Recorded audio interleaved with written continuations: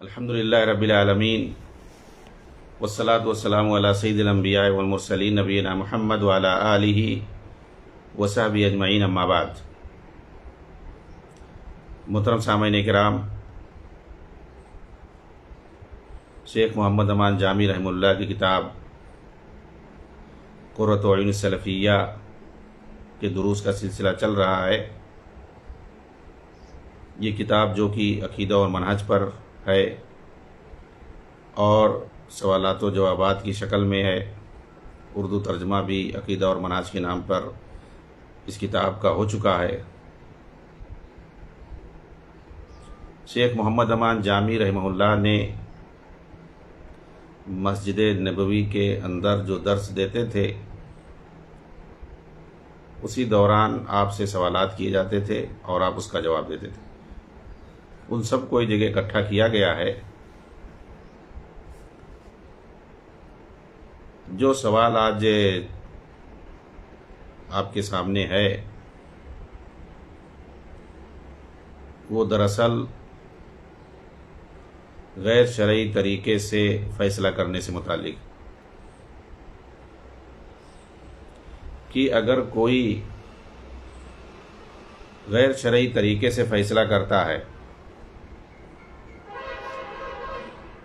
یعنی قرآن اور حدیث کو چھوڑ کر کے اپنے بنائے ہوئے قانون اور دستور کے مطابق فیصلے کرتا ہے، تو اس کا کیا حکم ہے؟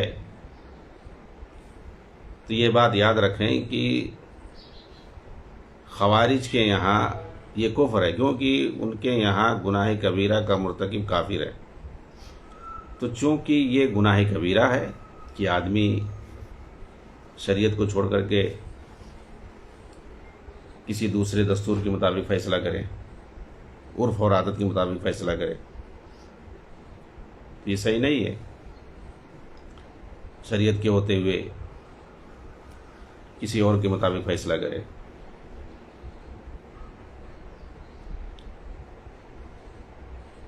اچھا، اس چیز کے اندر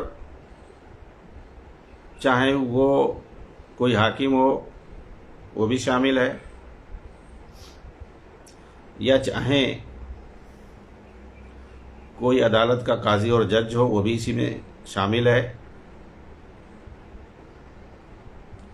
یا کوئی کسی قریہ بستی کا پنچ ہو وہ بھی اس میں شامل ہے، یا کوئی بھی ہو دو آدمی کے درمیان فیصلہ کر رہا ہے، اس کے پاس فیصلہ آیا، وہ بھی اس میں شامل ہے۔ کسی بھی تنازع میں، کسی بھی مسئلے میں، معاملے میں کسی کو فیصلہ کرنا ہے، چھوٹا ہو بڑا ہو، کوئی معاملہ یا کوئی بھی انسان ہو، پوری امت اس میں شامل ہے۔ یہ پہلی بات یاد رکھیں آپ۔ وَمَن لَّمْ يَحْكُم بِمَا أَنزَلَ اللَّهُ فَأُولَٰئِكَ هُمُ الْكَافِرُونَ، یہ آیت پڑھ کر کے خوارج صرف اور صرف حکام کو مراد لیتے ہیں، مسلم حکام کو مراد لیتے ہیں، اور دوسرے کو نہیں لیتے، اپنے کو نہیں مراد لیتے ہیں، رعایا کو مراد نہیں لیتے ہیں، صرف حاکموں کو مراد لیتے ہیں۔ ان کے یہاں سب سے بڑی خامی ہے، غلطی ہے ان کی سب سے بڑی بھیانک، اور لوگوں کو دھوکہ دیتے ہیں کہ ان آیتوں کو جس میں تہدید آئی ہوئی ہے، جس میں دھمکی آئی ہوئی ہے، جس میں کفر، ظلم اور فسق کا حکم لگایا گیا ہے، پہلا جو ان کا دھوکہ ہے وہ کیا ہے کہ وہ اس طریقے سے پیش کرتے ہیں کہ سننے والا اور پبلک کیا سمجھے کہ اس سے مراد حاکم ہے، صرف حکام کو لیتے ہیں، عام رعایا کو، دوسروں کو نہیں لیتے ہیں۔ اور جو دوسرا دھوکہ ان کا ہے، دوسری جو بھیانک غلطی ان کی ہے وہ کیا ہے کہ وہ فوراً تکفیر کرتے ہیں۔ اگر کہیں پر وضعی قانون، وضعی دستور ہے، اس کے مطابق اگر فیصلے ہو رہے ہیں تو یہ حکام کی تکفیر کرتے ہیں، کافر مانتے ہیں فوراً۔ وہ یہ نہیں دیکھتے ہیں کہ ان آیتوں میں جن کے اندر ظالم کہا گیا ہے، فاسق کہا گیا ہے، کافر کہا گیا ہے، ان سے مراد کیا ہے؟ سلف نے کیا مراد لیا ہے؟ صحابہ نے کیا مراد لیا؟ حدیثوں میں کیا آیا ہوا ہے ان آیتوں سے متعلق؟ یا مجموعے آیات سے مراد کیا ہے؟ وہ سب دیکھے بغیر بس. حالانکہ کسی خارجی نے یہ بات کہی جب اس کے سامنے ابن عباس رضی اللہ تعالیٰ عنہما کی حدیث پیش کی گئی کہ آپ نے خوارج سے، حضرت علی کے زمانے میں جو خوارج تھے ان کے سامنے یہ بات رکھی تھی، انہوں نے بھی اس آیت سے کفر مراد لیا ڈائریکٹ. تو ابن عباس رضی اللہ تعالیٰ عنہ کی روایت ہے کہ جو تم مراد لے رہے ہو کفر صریح، دین اسلام سے نکالنے والا، وہ یہاں مراد نہیں ہے. یہاں پر کفر اصغر مراد ہے، یعنی گناہ کبیرہ ہے. یہ صاف حدیث ہے اور صحیح روایت ہے. تو اس خارجی نے کہا کہ اس روایت کو اپنے جیب میں رکھو، یعنی ابن عباس کی بھی روایت ان کی یہاں نہیں چلے گی. تو ان کی یہ خواہشات پر عمل کرتے ہیں. یہ دوسری بڑی بھیانک ان کی غلطی ہے اور دھوکہ ہے کہ یہ کفر صریح مراد لیتے ہیں، پہلی بات. اور اس کا کیا مطلب ہے اس کو نہیں دیکھتے ہیں، اور اس طریقے سے ماحول کو بگاڑنے کی کوشش کرتے ہیں. ظاہر سی بات ہے، خوارج کا کام یہی ہوتا ہے. لیکن صحیح معنوں میں اس کا مطلب کیا ہے؟ ان آیتوں کو اگر دیکھا جائے کیا مراد ہے اس سے، تو شیخ ابن عثیمین رحمہ اللہ اور دوسرے علماء نے جو بات کہی ہے کہ اس کے اندر تفصیل ہے.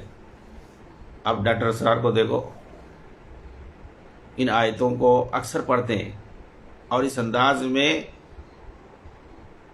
کہ جتنے حاکم ہیں سب کے سب کافر ٹھہرتے، بلکہ بندہ صاف صاف کہتا ہے کہ 1 انچ بھی زمین نہیں ہے جہاں پر اللہ تیرا نظام قائم ہو. اس طریقے سے بات کرتا، ایسا لگتا ہے کہ اس کے گھر میں بھی شریعت نہیں ہے. تبھی تو آدمی کہے گا ایسا. اور جہاں پہ ہے جس ملک میں اس کا تذکرہ نہیں. یہ خواہشات نفس کے بندے ہوتے ہیں، ان کے اپنے مطابق جب تک کام نہیں ہوگا جب تک کوئی اسلامی نہیں ہے. یہ طاغوتی نظام کو بھی اسلامائز کر دیتے ہیں، جمہوریہ کو بھی اسلامی بول دیں. اسلامی جمہوریہ ایران جو سب سے خبیث حکومت ہے اس کو یہ لوگ اسلامی بول دیں. جی ہاں، ڈاکٹر اسرار کے نزدیک وہ اسلامی حکومت ہے، کیونکہ ان کی خواہشات اور مرضی کے مطابق اس نے حکومت قائم کی ہے. وہ ایسے ہی چاہتے ہیں جہاں پر اسلام کی دھجیاں اڑائی جائیں، صحابہ کو گالی دی جائے، صحابہ کرام رضوان اللہ علیہ مجمعین کے ناموں کو سڑکوں پر لکھ کر کے کچلا جائے، روندا جائے. اسی بندے نے خمینی کی قبر پر جا کر کے کہا تھا کہ لوگ کہتے ہیں یہاں شرک ہو رہا ہے. میں نے تو کوئی شرک نہیں دیکھا، وہاں میں نے فاتحہ پڑھا. اب بتائیے، خمینی کے مزار پر کوئی شرک نہیں ہوتا ہے؟ وہ مزار خود جو ہے شرکیہ اڈا ہے. ہر مزار شرکیہ اڈا ہے، اور شرکیہ اڈے کو کہہ رہا ہے وہاں شرک نہیں ہو رہا. شراب خانہ کیوں کھولا جاتا ہے بھائی؟ کہ وہ شراب خانے میں جائے اور بولے کہ لوگ کہتے ارے وہاں لوگ شراب پیتے ہیں، میں نے تو کسی کو نہیں دیکھا شراب پیتے ہوئے، وہاں پر سب تلاوت کر رہے ہیں قرآن کی. ایسے ہی یہ بندہ جو ہے اس شرکیہ اڈے پہ جاتا ہے، اس مزار پر جہاں پہ لوگ سجدے کرتے ہیں، اور کہتا ہے کہ میں نے وہاں فاتحہ پڑھی، وہاں پر کوئی جو ہے شرک نہیں ہوتا ہے. لوگ کہتے ہیں شرک ہوتا ہے. تو یہ اسلامی ملک کس کو کہہ رہے ہیں؟ مردود خمینی نے جو بغاوت کر کے حکومت قائم کی، لوگوں کو قتل کر کے، اور اسلام دشمنی پر مبنی ہے. خمینیت میں صاف صاف ہے کہ ہمارا وہ اسلام نہیں ہے جو ابو بکر، عمر، عثمان اور معاویہ وغیرہ کا اسلام ہے، وہ ہمارا نہیں ہے. نہ ہمارے وہ نبی ہیں جو ان لوگوں کے نبی ہیں. بتائیے ڈاکٹر صاحب کیا یہ مانیں گے؟ تو پھر کیسے اس کو اسلامی ملک کہہ رہے ہو؟ جہاں اسلامی ملک ہے اور جہاں پر نظام قائم ہے، جہاں کی عدالتوں میں شریعت کے حساب سے فیصلے ہوتے ہیں، جہاں حدود اور قصاص نافذ ہے، امن و امان ہے، زکوٰۃ کا پورا سسٹم ہے، ساری چیزیں ہیں، اس کو اسلامی ملک نہیں کہتے، اس لیے کہ ان کی خواہشات کے مطابق وہاں کچھ کام نہیں ہو رہا۔ تو خوارج کہ اپنی خواہشات کے مطابق اگر نہیں ہے تو وہ حکومت نہیں ہے، اسلامی حکومت نہیں۔ حسن ترابی، عمر بشیر نے جو بغاوت کر کے ایک منتخب حکومت کو ختم کر کے اور لوگوں کو قتل کر کے، بغاوت کر کے جو فوجی نظام قائم کیا سوڈان کے اندر 1984 میں، وہ ان کے یہاں اسلامی حکومت ہے، ڈاکٹر اسرار کے یہاں، یوسف قرضاوی کے یہاں، ساری اخوانیوں کے یہاں۔ وہ عمر بشیر جو لبرل قسم کا آدمی، وہ حسن ترابی جو ایک زندیق قسم کا آدمی تھا، شریعت کا مذاق اڑاتا تھا، اس نے جو بغاوت کر کے تختہ پلٹ کر کے ایک منتخب حکومت کو ختم کر کے اور جتنے سیاستدان تھے ان کو جیل میں ڈال کر کے ہزاروں لوگوں کو قتل کر کے حکومت بناتا ہے، اور اس کے بعد انگریزوں کے بنائے ہوئے دستور کے مطابق فیصلے ہوتے ہیں، وہ جو ان کے یہاں اسلامی حکومت ہے۔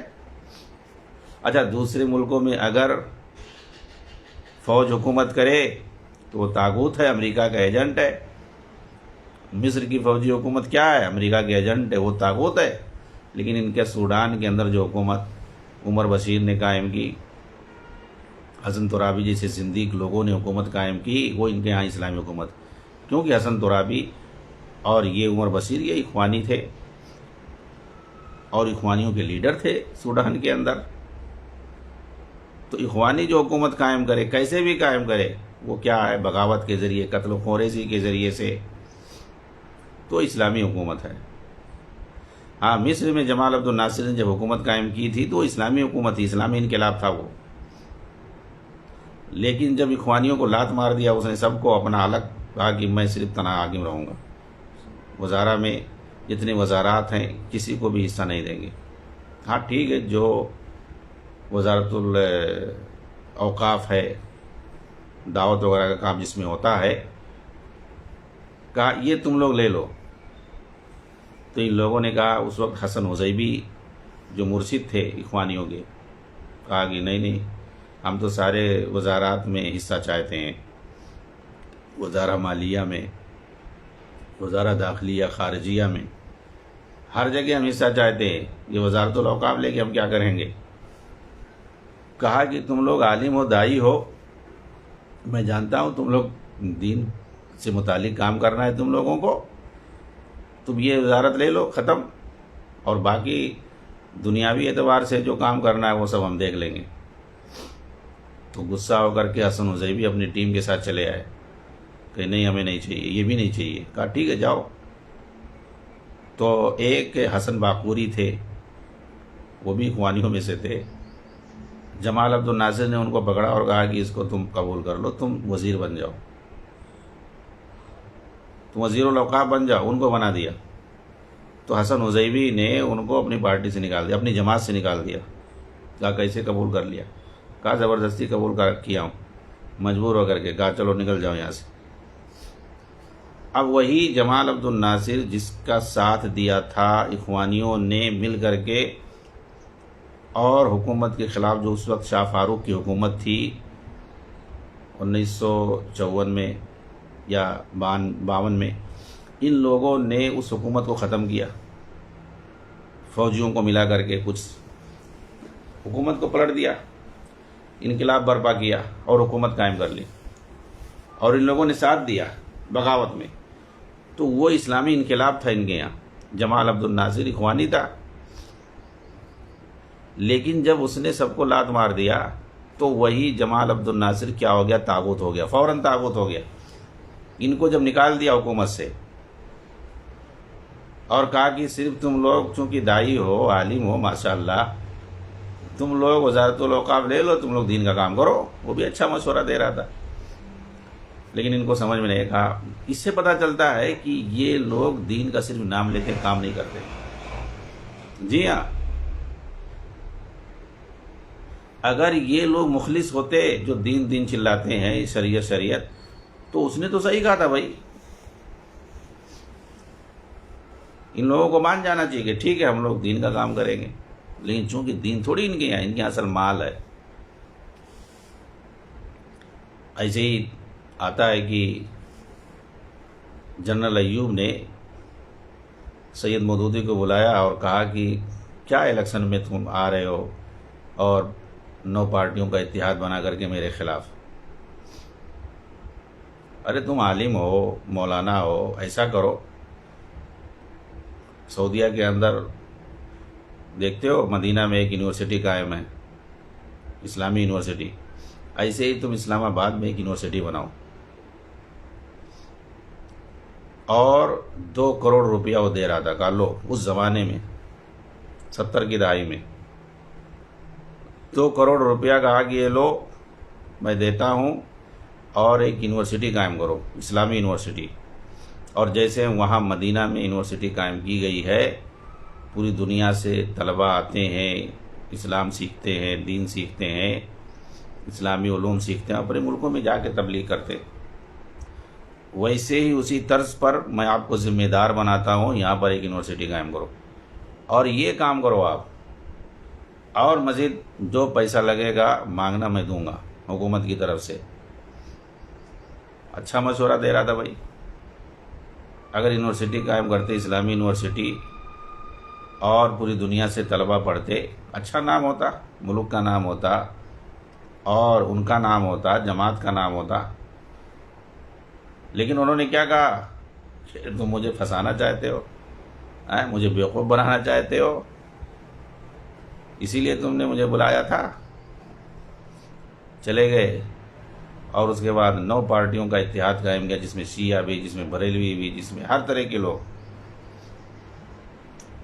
قبر پرست بھی، اور فاطمہ جنہ کو کھڑا کر کے جو کہ شیعہ عورت تھی اس کو للکارا اور اس کے سامنے اس کی برائی کرتے تھے اور شیعہ عورت کی تعریفیں کرتے تھے، اور وہ بھی عورت ہے، اس کو سربراہ بنا کر کے۔ یہ ان کے اوقات ہے ان لوگوں کی، بس ان کو عہدہ چاہیے، حکومت چاہیے، اقتدار چاہیے، کرسی چاہیے۔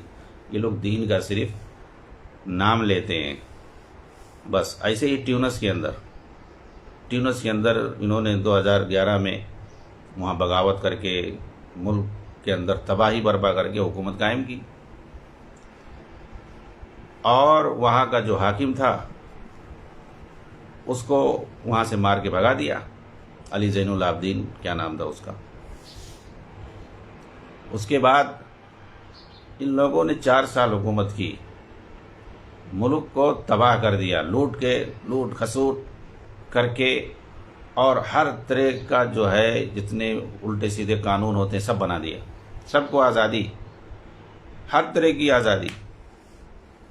اور جو وہاں کا اخوانیوں کا جو ذمہ دار تھا، صدر تھا، راشد غنوشی، وہ تو ایک مہا لبرل آدمی، یہ لوگ اس کی تعریفیں کرتے ہیں، بہت بڑا وہ مفکر ہے، ایسا اور ویسا ہے۔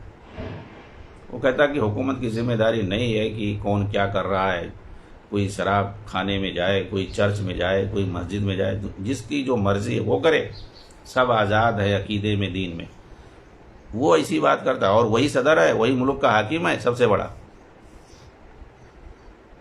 اور ان لوگوں نے وہی جمہوری نظام قائم کیا، پہلے بادشاہت تھی، انہوں نے اس کو جمہوریت میں بدل دیا، یہ کام کیا۔ اور پورے ملک کو لوٹ کر کے رکھ دیا، ہر طرح کی آزادی، یہی ان کی حکومت ہے۔ جبکہ پہلے کیا بولتے تھے کہ ظالم حکومت ہے، طاغوتی حکومت ہے، ہم اس کو ختم کر کے اسلامی حکومت لائیں گے۔ پبلک نے ساتھ دیا، اسلامی حکومت آ گئی ان کی۔ اسلامی حکومت یہی ہے کہ یورپ کا بنایا ہوا قانون نافذ کر دیا پارلیمنٹ میں، انسانوں کا بنایا ہوا دستور نافذ کیا، یہی ان کا اسلامی حکومت ہے۔ ایک طرف اس کو طاغوتی نظام کہیں گے اور دوسری طرف جب خود آئیں گے تو وہی حکومت لائیں گے، اسلامی ہوگی۔ ان کے آنے سے اسلامی ہوتا ہے ہر جگہ۔ 4 سال تک ملک کو ایک دم تباہی کے دہانے پر پہنچا دیا، پبلک نے لات مار کر کے بھگا دیا، احتجاج کیا، اور پھر اس کے بعد 4 سال میں الیکشن ہوا، یہ سب ہار گئے۔ اور دیکھیں کہ ہمارا جو ہے ماحول نہیں صحیح ہے، تو ایک وہاں پہ جج تھا، ابھی نام ہے عمر قیس اس کا نام ہے، وہ جو ہے وہاں پر کھڑا ہوا صدر کے لیے، صدارت کے عہدے پر. بس وہ جج کے طور پر مشہور تھا، اس کی کوئی پارٹی وارٹی نہیں تھی بڑی، لیکن درپردہ اخوانیوں نے اس کا ساتھ دیا کہ اس کو ہم لوگ الو بنا سکتے ہیں، ہم لوگ تو جیتیں گے نہیں، اتنے کرپٹ لوگ ہم ہیں، عوام ہمارے خلاف ہے، 4 سال میں ہم نے ملک کو تباہ کر دیا. تو انہوں نے اس کا ساتھ دیا، قیس کا، اور اس کی بڑی تعریفیں کی، اس کے تعلق سے قصے کہانی کرنا شروع کیے، بہت نیک ہے، ایسا ہے ویسا ہے، یہ حکومت میں آئے گا تو یہ کرے گا وہ کرے گا. بہرحال اتفاق سے اس کو ووٹ مل گیا اور وہ جیت گیا اور وہ صدر بن گیا.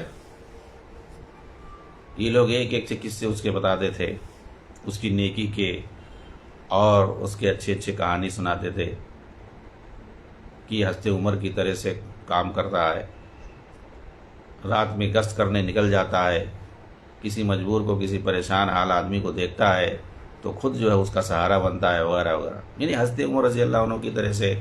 کبھی خالد کی مثال، خالد بن ولید رضی اللہ عنہ کی مثال دیتے، کبھی عمر بن خطاب کی مثال دیتے، ایک ایک سے کہانی اس کے بارے میں سناتے. ٹھیک ہے بھائی. لیکن جب اس نے پوری حکومت پر قبضہ کر لیا اور اس کے بعد اخوانیوں کو دیکھا کہ یہ لوگ کتنے کرپٹ ہیں اور کتنے گندے انسان ہیں، ان کی ذہنیت کیسی ہے، یہ صرف مال کے بندے ہیں، عبد الدینار و درہم ہیں، ملک کو کیسے انہوں نے لوٹا، سوئٹزرلینڈ اور ترکی میں پورا پیسہ جا کر کے جمع کر دیا. اور راشد غنوشی سب سے بڑا کرپٹ انسان، ملک کی دولت کو لوٹ کر کے کیسے باہر لے جا کر کے سب جمع کر دیا. سب کے خلاف اس نے جو ہے فائل کھول دیا، سب کی انکوائری. اکثر جو ہے اخوانی جو سرگنے تھے سب جیل میں چلے گئے، سب پریشان ہو گئے، سب جیل میں گئے اور سب کی جو تحقیقات شروع ہو گئی، سب کرپشن میں پکڑے گئے. اب کیا ہوا؟ وہی جس کو خالد بن ولید کہہ رہے تھے، عمر بن خطاب کہہ رہے تھے، اسی کو یہ لوگ طاغوت کہنے لگے. امریکہ کا ایجنٹ، اسرائیل کا ایجنٹ کہنے لگے اس کو. وہ بھی ان کے یہاں ٹیونس کا بھی جو حاکم ہے نا، ابھی بھی وہ حاکم ہے، اس کو یہ لوگ طاغوت کہتے ہیں. پہلے تو عمر بن خطاب تھا، اب وہ طاغوت ہو گیا. کیوں طاغوت ہو گیا؟ جب اس نے تحقیق کرنا شروع کر دیا، ان کے جب فائل کھولنا شروع کر دیا، ان کے خلاف جب کارروائی شروع کی، فوراً طاغوت ہو گیا. تو حقیقت یہی ہے، ان کے خلاف جیسے آپ اعتراض کرو گے فوراً آپ کو مرتد اور امریکہ کا ایجنٹ، یہودیوں کا ایجنٹ اور فلانے کا ایجنٹ کہنا شروع کر دیں گے. ان کے خلاف مطلب یہ کہ یہ اپنے خلاف کوئی برداشت نہیں کریں گے. یہ ان کا حال ہے. چلیے انشاءاللہ اس پر جو ہے مزید گفتگو اگلے دروس میں آئے گی. والسلام علیکم ورحمۃ اللہ وبرکاتہ.